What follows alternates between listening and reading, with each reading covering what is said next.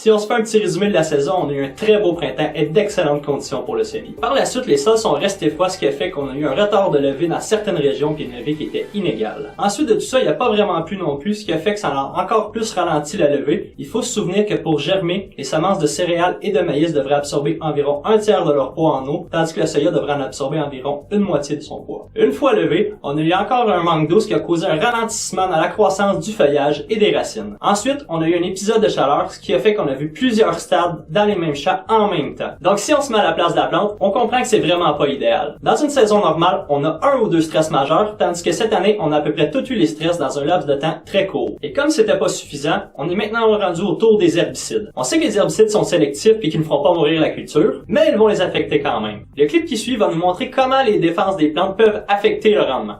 L'un des principaux déclencheurs des mécanismes de défense des plantes est la hausse de la concentration des radicaux libres ou des formes réactives de l'oxygène causées par le stress. Leur présence accrue agit comme un signal auprès des mécanismes de défense du plant.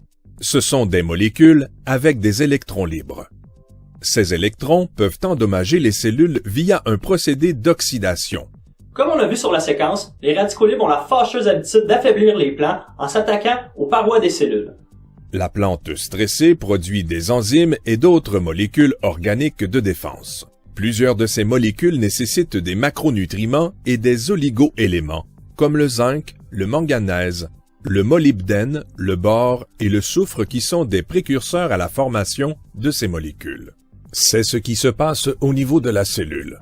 Mais à quoi ça ressemble au champ? Plusieurs symptômes comme le flétrissement, un feuillage pâle, l'enroulement des feuilles, tiges tordues et un développement inhabituel pourraient être observés. Pour se sortir des stress, les plantes produisent des enzymes et des acides aminés. Le plus vite que la plante va être capable d'en produire, le plus vite elle va pouvoir se rétablir et recommencer son cycle normal. Le truc pour aider les plantes, c'est de fournir des microéléments directement aux cellules. Ces microéléments sont essentiels et nécessaires à la production des enzymes et des protéines. Dès qu'on parle de stress, biotique ou abiotique, ou de stress herbicide, il faut penser à Crop Booster 2.0 ou à RR Soil Booster 2.0. Notez que ceci est une des solutions qu'on vous propose chez Synagri. Veuillez consulter votre représentant pour plus de détails. Et sur ce, bonne saison!